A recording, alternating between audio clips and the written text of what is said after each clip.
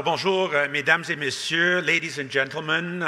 C'est un grand plaisir d'être ici parmi vous pour vous accueillir au dernier événement de la Conférence de Montréal. It's a great pleasure and an honor to be here on behalf of the City of Montreal and Mayor Plante to welcome you and to say a few introductory remarks at this final event of the Conférence de Montréal. La Ville de Montréal est très heureuse d'être un partenaire de la conférence depuis plusieurs années. On croit fermement que l'avenir de l'urbanisme se dessine à travers une coopération renforcée entre les villes et où la diplomatie urbaine joue un rôle central. So the title of this upcoming discussion is Revolutionizing Urban Planning. That's something that we've been doing at the City of Montreal and in my borough of Plateau-Mont-Royal for many years. Effectivement, les villes sont vraiment au cœur des défis importants auxquels on fait face sur la planète en ce moment. Nous croyons qu'en favorisant les échanges entre les métropoles, que la diplomatie urbaine enrichit les pratiques urbanistiques et encourage une planification plus inclusive, durable et adaptée aux réalités locales. Pendant des décennies, à Montréal, surtout après la Deuxième Guerre mondiale, nous avons commis les mêmes erreurs que plusieurs grandes villes en Amérique du Nord et ailleurs au monde. On a démoli des quartiers entiers pour faire passer des autoroutes. On a rétréci des trottoirs pour faire passer de nouvelles voies de circulation automobile. On a empiété dans nos parcs et nos espaces verts pour construire des routes et des stationnements. On a construit des banlieues entièrement dépendantes de la voiture individuelle. Le résultat, c'est que le parc automobile du Grand Montréal a crû 2 fois plus rapidement que la population, et ce, depuis des décennies. On a aujourd'hui 2 fois plus d'automobiles dans le Grand Montréal que dans les années 80. Nos rues deviennent de plus en plus congestionnées, une proportion importante de la population passe de plus en plus de temps pris dans le trafic derrière le volant. Nos quartiers centraux sont devenus plus dangereux pour les piétons et les autres usagers les plus vulnérables de la route. C'est une situation qui est complètement insoutenable. Ça prend un changement de paradigme. Tant sur le plan de la crise des changements climatiques que l'on voit de manière de plus en plus aiguë, avec les feux de forêt, avec la fumée qui envahit et qui pollue nos villes, que aussi sur le plan simplement de l'espace physique, on est de plus en plus saturé en voiture. Il y a de moins en moins de places de stationnement. Il y a de plus en plus de congestion routière. Et donc, ça prend, comme j'ai dit, un changement de paradigme. Ce changement de paradigme doit offrir plus de choix, plus d'options aux gens qui souhaitent se déplacer en ville. Depuis notre arrivée au pouvoir à l'Hôtel de Ville de Montréal en 2017, notre administration a essayé de mieux offrir des alternatives à la voiture. On a compris qu'il faut repenser l'espace public, non seulement en fonction de la crise climatique, mais aussi en raison de la saturation de nos rues, causée par la croissance effrénée du parc automobile. On a compris que la reconquête de l'espace public est devenue une véritable nécessité. Cela pose toutes sortes de dilemmes. Comment est-ce qu'on peut offrir ce changement de paradigme de manière qui ne heurte pas trop les sensibilités et les habitudes des gens? Déjà, on a implanté un réseau express vélo qui permet aux gens de traverser la ville à vélo en toute sécurité. On a multiplié les voies réservées pour les autobus. On a redonné l'espace des parcs aux gens en désasphaltant les espaces minéralisés, en agrandissant l'espace dédié à la verdure et à la nature. Et aujourd'hui même, on annonce un nouvel outil très important qui va nous permettre d'avancer de manière plus durable tous ces changements. On annonce aujourd'hui un nouveau plan d'urbanisme et de mobilité qui va établir les bases pour le développement de la ville jusqu'en 2050. Alors, le plan d'urbanisme et de mobilité dicte les nouvelles règles d'aménagement du territoire montréalais et de mobilité.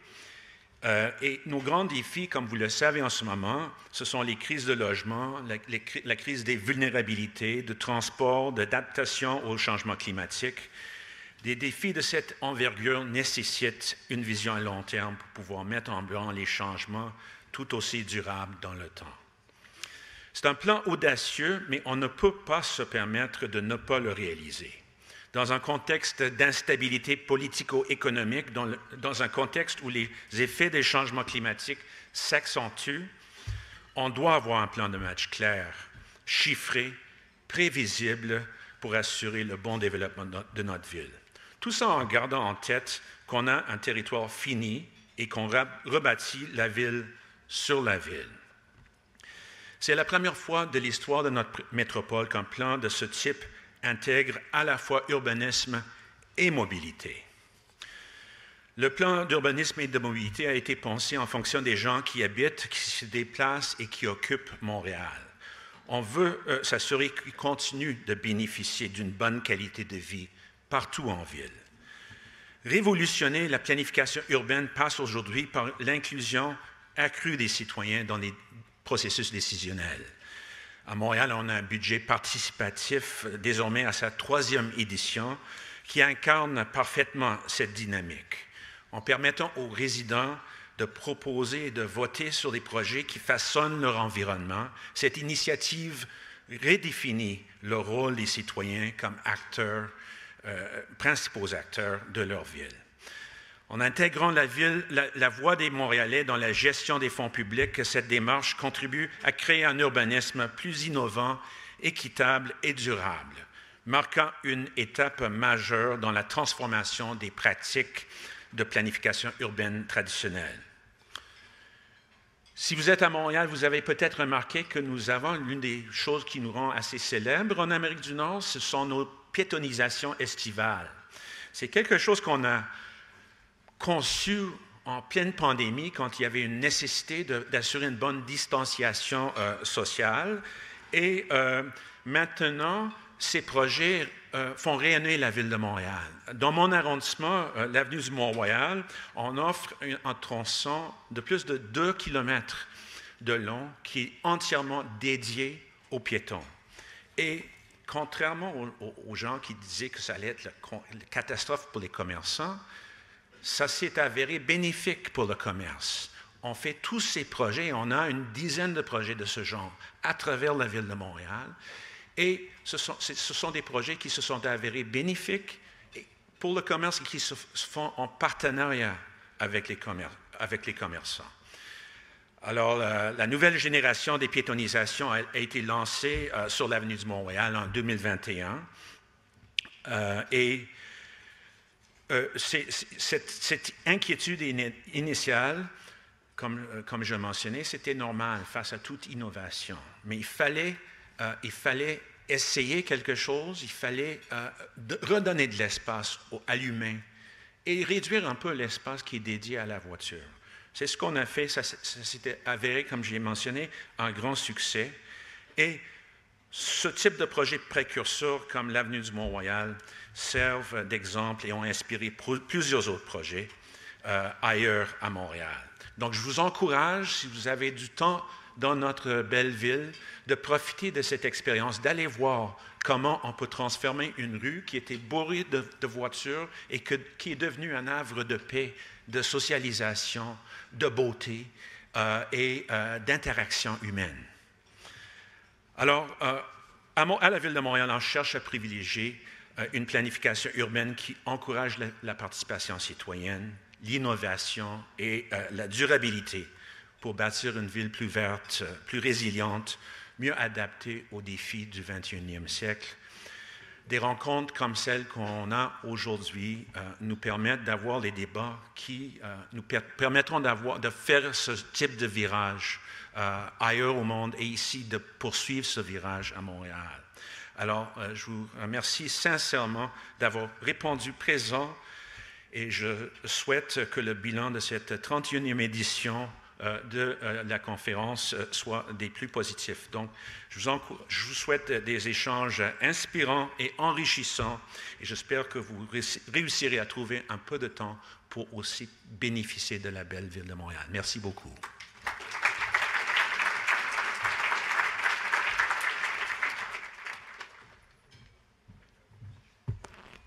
Alors, merci, Mr. Norris. Thanks so much, Mr. Norris, for offering those opening remarks. And we're going to now move directly into our session on revolutionizing urban planning. Notre animateur est François Gélineau, professeur titulaire, vice-recteur aux affaires internationales et au développement durable à l'Université Laval, qui sera en conversation avec Lee Jang-woo, maire de Daejeon, en Corée du Sud. I will note that there will be 3 people on stage. We also have a translator who will be joining them for this conversation, so there will not be a need for you to use your Interprefy AI devices. And let's welcome all 3 of them to the stage now.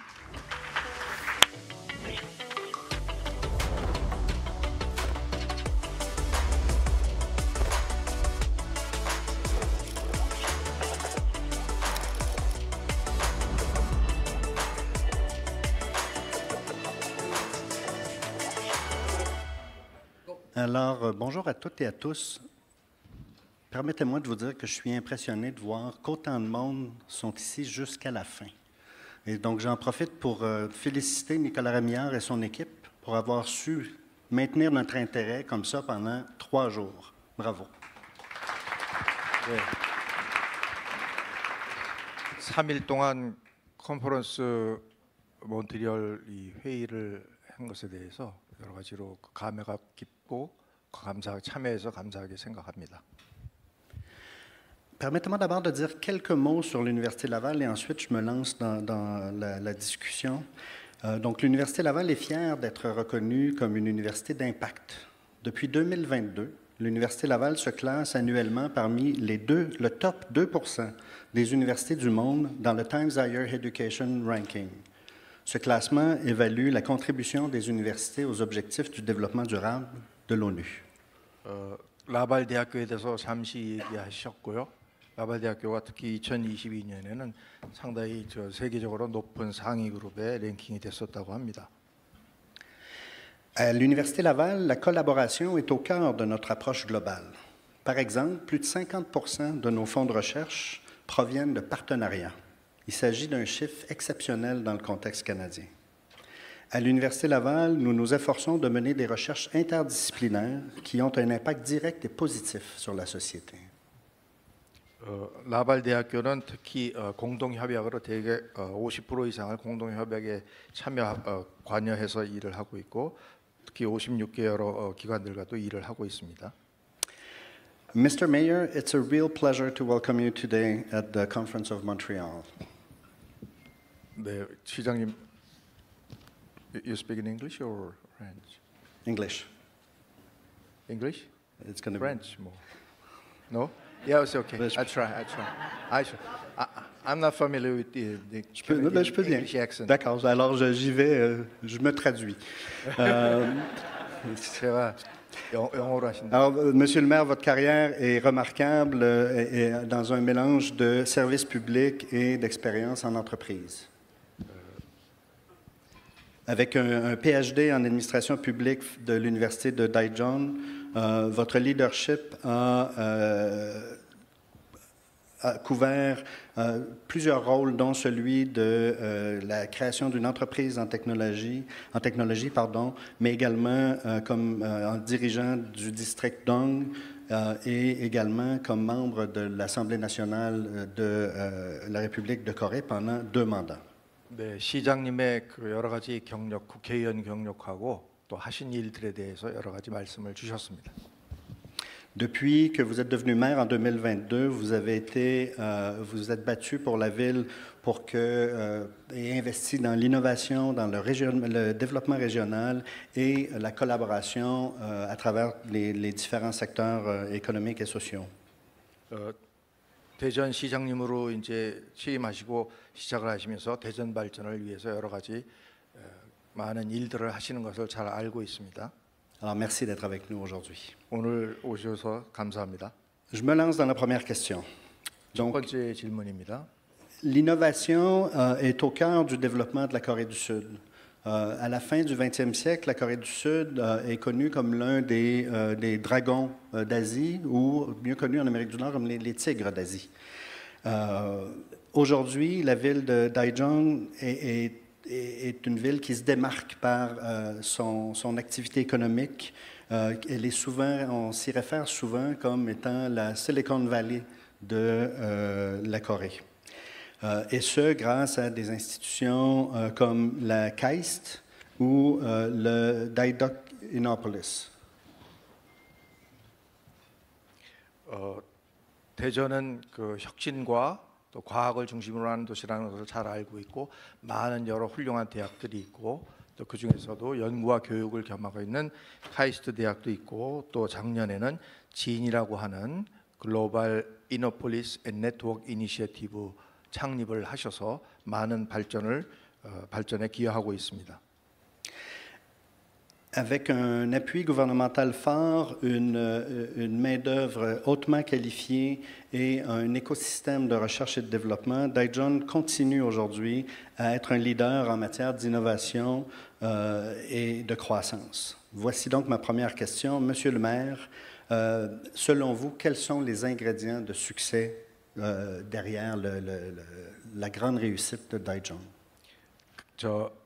여러 가지 말씀을 대전의 혁신에 대한 말씀을 하시고 첫 번째 질문으로 대전이 이렇게 발전하게 된 그 주 요소와 주 원인이 무엇인지를 말씀해 주시면 좋겠습니다. 우선 반갑습니다. 우선 프랑스와 우리 부총장님하고 이렇게 말씀을 나누게 됐는데 우선 저희는 대전이 사실상 120년밖에 안 된 신흥 도시입니다. 그래서 우리 퀘벡이 한 500년 전에 프랑스의 탐험가가 발길을 들이면서 퀘벡주가 본격적으로 이 역사가 한 500년 가까이 됐는데 저희는 120년 된 짧은 역사의 신흥 도시지만 저희는 대전시를 개척자들의 도시라고 이렇게 말을 하고 있습니다. Tout d'abord, je vous remercie et je suis grand l'honneur de vous rencontrer et d'être ici. Et la métropole de Daejeon a seulement l'histoire de 120 ans de création par rapport à la ville de Québec ou la province Québec, parce que la province Québec a été, il y a plus de 500 ans, les premiers explorateurs venus ici, mais notre ville est seulement, c'est une nouvelle et très courte d'histoire de cité. 그리고 대한민국 정부가 돈을 대서 만든 연구소가 26개 있는데 대한민국 과학기술의 진흥은 대전으로부터 출발하고 대전으로 끝난다 이렇게 해도 과언이 아닐 겁니다. La métropole de Daejeon, je vais vous présenter tout brièvement. La métropole de Daejeon est dotée déjà de 26 instituts de recherche nationaux. Et ça commence, c'est le centre de scientifique et de la technologie de la Corée du Sud.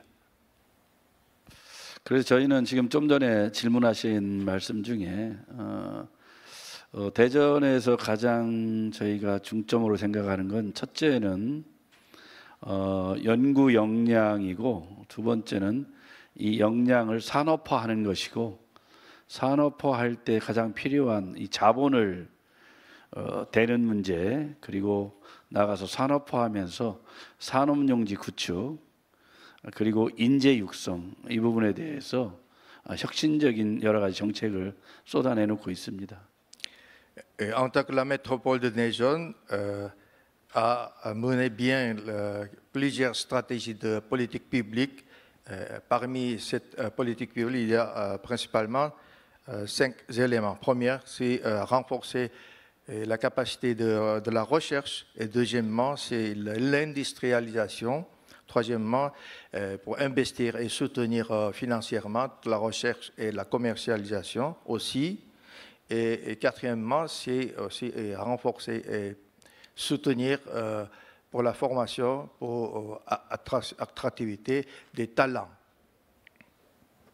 그래서 저희 시는 대전에 본사를 둔 혁신적인 기업을 육성하는 걸 최우선 정책으로 하고, 그리고 R&D의 성과물을 대전시에서 독자적으로 산업화하는 데 역량을 집중하고 있습니다. 그러기 위해서 대전시 같은 경우는 저희가 공공벤처캐피탈, 대전시가 직접 투자한 투자 회사를 설립을 할 정도로 우리 스타트업들에 대한 상당히 깊은 지원을 하고 있습니다. La métropole Dijon a comme la priorité de soutenir surtout les startups et les entreprises avec la recherche et développement et pour bien commercialiser et capitalisation de cette recherche. Surtout, la métropole Dijon a déjà établi l'Institut public de ce qu'on appelle Investment Finance, l'Institut public pour les startups et pour les jeunes pousses, bien capitalisation de cette recherche. 그런 결과로 최근 3년 정도에 대전시의 바이오 기업은 기술 수출만 캐나다 달러로 60억 달러를 할 만큼 괄목할 만한 성장을 했고, 직원 40명 되는 바이오 기업은 1조 5천억이니까 한 15억 달러 정도 되겠죠? 1억. 예, 기술 수출을 할 만큼 그런 역량 있는 기업들이 많이 태어나고 있습니다. Il en est résulté durant trois années dernières. La ville de Dijon a vu déjà la croissance des entreprises biotechnologiques, dont l'entreprise biotechnologique ont exporté par exemple les coûts de 6 millions canadiens dollars, et aussi la capitalisation de à peu près 1 milliard canadiens dollars. Merci beaucoup. J'ai peut-être une petite question de relance. Ce matin, j'étais dans un panel dans lequel on parlait de la bureaucratie, du red tape. Tout comme au Québec, il y a plusieurs niveaux de gouvernement en Corée. Il y a un gouvernement central, il y a des gouvernements provinciaux et il y a les villes. Comment travaillez-vous à vous coordonner avec les différents ordres de gouvernement pour pouvoir appuyer le développement économique comme vous le faites si bien à Daejeon? 오늘 아침에 여러 가지 들었지만 특히 한국의 여러 정치 구조와 제도에 대해서 들었긴 하지만 가장 궁금한 점의 하나는, 그렇다면 대전이 광역정부로서 정부와 어떤 협력을 하고 또 어떻게 협력하고 또 다른 도시와 어떻게 협력을 하고 있는지, 그런 경제 발전을 또 어떻게 하고 있는지 하는 면에서 좀 궁금합니다. 우선 대한민국 정치 구조를 보면 일부 세금으로 걷는 중앙정부의 세수를 지방정부에 나눠주고 또 지방에 독자적으로 세금을 걷고 있습니다만, 우선 예산 편성권과 그에 대한 정책 결정은 전적으로 시장에게 있고, 그러다 보니까 이 퀘벡하고 협력 관계를 구축할 수 있는 가장 여건이 좋은 것이 이 정책 결정과 예산 반영을 시장이 거의 전권을 쥐고 있다. 그래서 퀘벡과의 협력 관계는 빠르고 신속하게 할 수 있고, 이걸 바탕으로 해서 공동 연구에 필요한 예산들을 집중 지원할 수 있는 그런 시스템이 있기 때문에 상당히 유리한 구조다 이렇게 보고 있고, 캐나다의 일부 도시들은 대개 내각제 요소가 강하기 때문에 시의원들이 돌려가면서 하고 이런 구조지만, 우리는 실질적인 정책 결정과 예산 편성을 시장이 주도하고 있기 때문에 상당히 협력하는데 퀘벡주하고 주하고 하는 것이 사실상 빠르고 신속하게 할 수 있다 이런 판단을 저희는 하고 있습니다. Oh, oui, concernant le système politique, par exemple, et aussi le système de la décentralisation en Corée, dans ce contexte, on travaille toujours avec les autres gouvernements locaux et le gouvernement central. Surtout, la métropole de Daejeon est un 17 gouvernements régionaux en Corée, dont, bien sûr, financièrement, la ville de Daejeon recevra la dotation globale. Pourtant, et aussi, il y a la taxe locale.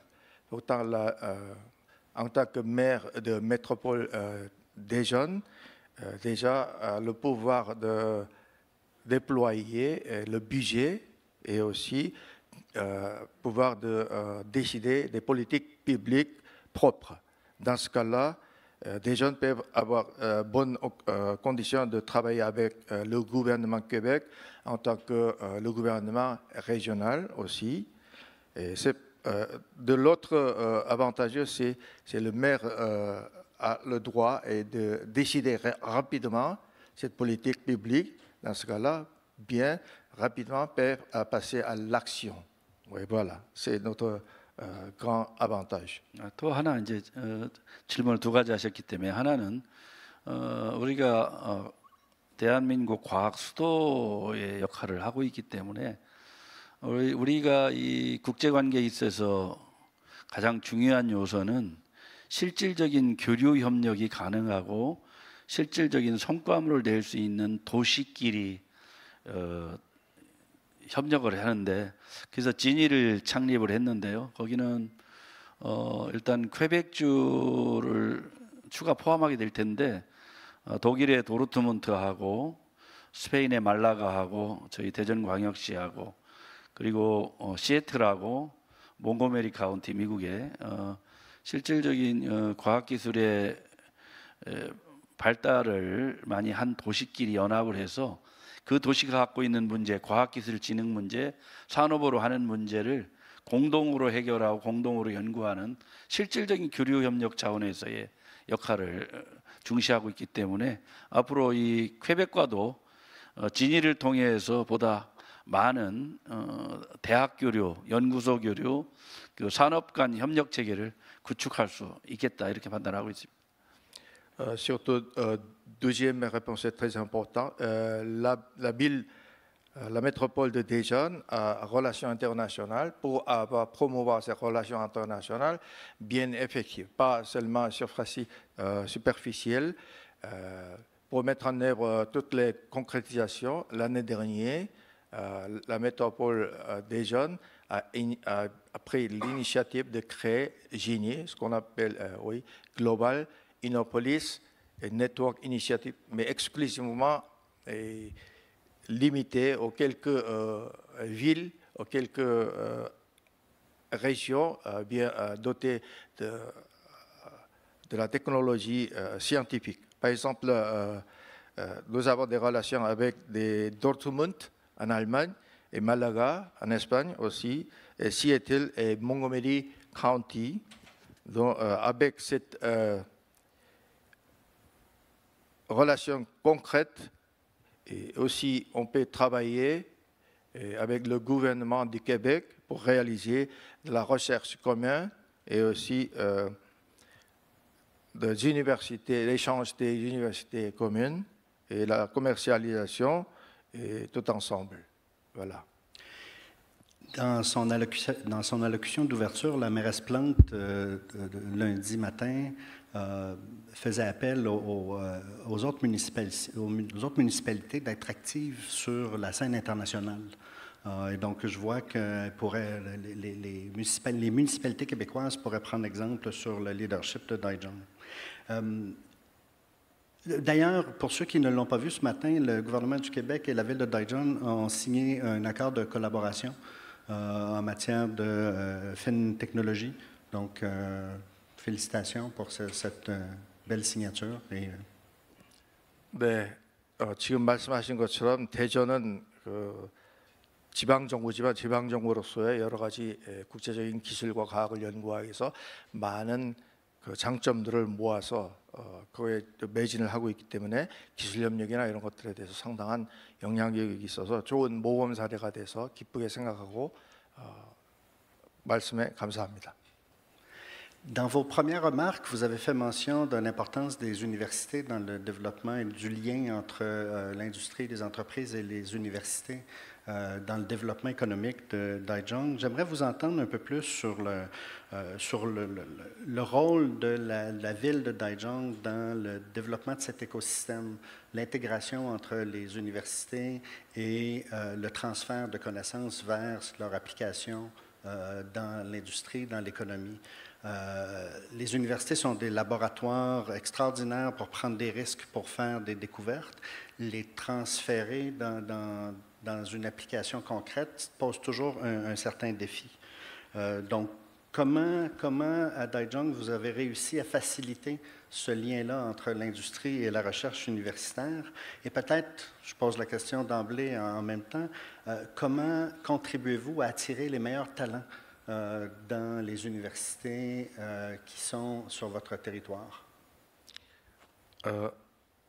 제가 알기로도 대학은 그 산업 또 연구단지와 함께 경제협력에도 기여를 하고 있기 때문에 지역의 발전이나 또 산업 발전에 상당히 중요하고 이런 산업 발전을 좀 더 적응시켜서 산업화에 또 자본화에 하는 데에도 중요하고 그 관련해서도 연구소들도 상당히 중요한데 이러한 도전들에 대해서 대전시는 어떻게 이러한 도전을 받아들여서 성공을 했는지 또 그런 데에서 어떤 기여를 하셨는지 어떻게 기여를 하셨는지 그런 점들을 말씀해 주시면 좋겠습니다. 우선 기존의 대전광역시는 중앙정부가 만든 연구소, 연구소는 연구소대로 독자적으로 발전을 기했습니다만 최근에는 중앙정부가 양자 클러스터든 그 바이오 클러스터든 이런 클러스터 관련해서 중앙정부가 만든 연구소와 대전시가 매칭으로 투자하는 이런 쪽에 투자를 집중하고 있고 또 카이스트를 포함한 지역 대학에 전략적으로 대전시가 집중적인 인재 육성 양성에 대한 예산 지원을 대폭 늘리면서 좋은 인재를 통한 지역 연구소와의 결합, 대학과의 결합, 그리고 산업체와 연구소의 결합 이런 것들을 대전시가 그 중간에서 매개 역할을 하면서 산업을 획기적으로 개선하는데 대전시 정부가 그 역할을 주도하고 있다 이렇게 봐도 무방할 것 같습니다. Bien qu'antérieurement la métropole de Daejeon a eu des instituts de recherche nationaux dotés et commandés par le gouvernement central, mais maintenant la métropole de Daejeon a originairement travaillé et investi dans le domaine de biotechnologie et quantique et aussi pour construire déjà quatre clusters, dont surtout la métropole de Daejeon a travaillé pour développer le renforcement des talents. Pour cela, le budget de la métropole ont investi pour la formation de l'enseignement supérieur et à partir de là, d'autres talents de Daejeon sont forgés et beaucoup et avec ce résultat entre l'université et le laboratoire et l'industrie tout ensemble se coopèrent pour avoir le bon développement. 예를 들면 카이스트의 대전시가 최근 지원하기로 한 돈이 3억 달러 정도 됩니다. 3억 달러 되고 우리 양자와 관련해서도 양자 대학원, 양자 팹 또 대전시가 중앙정부하고 반씩 돼서 우리 지역의 연구소에 팹을 만들고 고급 인재 육성을 하는데 이 대전시가 적극적으로 투자를 좀 하고 있습니다. Surtout un des exemples, c'est de former, par exemple, former des talents. Pour cela, et à la ville de Daejeon, il y a ce qu'on appelle les KAIST. C'est plutôt l'université scientifique qui, la métropole Daejeon a investi à peu près 300 millions de dollars dans le secteur des quantiques surtout, et aussi forger des talents. Il reste très peu de temps, mais je me permets une dernière question. On a beaucoup parlé du contexte qui se complexifie en commerce international actuellement avec les mesures protectionnistes accrues, avec les tarifs imposés par les États-Unis. On a parlé en fait, les mots-clés qui ont émergé des discussions sont la résilience, la productivité, la diversification des marchés, l'innovation. Donc, dans ce contexte changeant et qui évolue très rapidement, comment Daejeon se positionne-t-elle pour relever les défis que posent ces mesures protectionnistes? 조금 짧게 얘기하겠습니다. 여러 가지 전 세계적으로 많은 그 일들이 일어나고 있고 혁신도 있고 또 변화 발전하고 경제적인 어려움이라든지 또 경제적인 그 여러 도전 과제들이 상당히 많이 발생하고 있는데 이런 가운데 과연 대전시는 이런 것에 대해서 어떻게 헤쳐나가고 어떤 그 미래의 전략을 갖고 계신지 말씀해 주시기 바랍니다.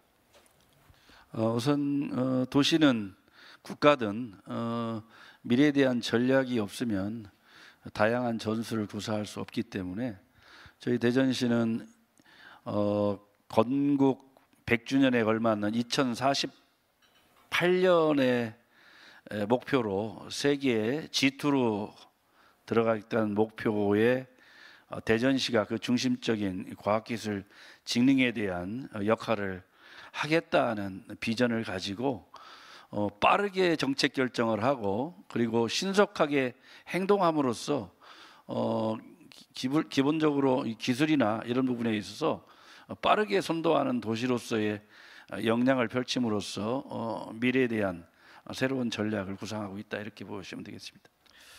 Oui, notre vision de futur, à peu près, c'est un peu long terme. Par exemple, 2048, ce sera le 100e anniversaire. Et donc, un de l'objectif est d'atteindre le 2e rang du monde. Et c'est notre vision pour mettre en œuvre. Nous allons mobiliser la technologie et la scientifique technologie et aussi surtout la rapidité, ce qui est caractéristique pour les Coréens, rapidité, la vélocité de décider très vite et passer en action très vite. 추가로 그래서 산업 부분에서는 A, B, C, D, QR, 에어로스페이스, 바이오 헬스케어, 칩, 그리고 디펜스, 퀀텀, 로봇, 센서, 드론 포함한 로봇 6대 전략 사업을 대한민국의 부를 형성하고 또 나가서 이 대전의 미래를 위해서 그 6대 전략 사업을 확실하고 빠르고 강력하게 추진하고 있습니다. Dernièrement, nous avons fixé 6 stratégies principales. C'est ce qu'on appelle A, B, C, D, QR. C'est aérospatial, biologique, biotechnique et aussi quantum et robotique et semi-conducteurs. Et c'est tous les 3-6 secteurs importants. On a mis tous nos efforts. Monsieur le maire, Gamsa Hamnida, merci. Merci beaucoup. Merci à tous et à toutes. Merci beaucoup.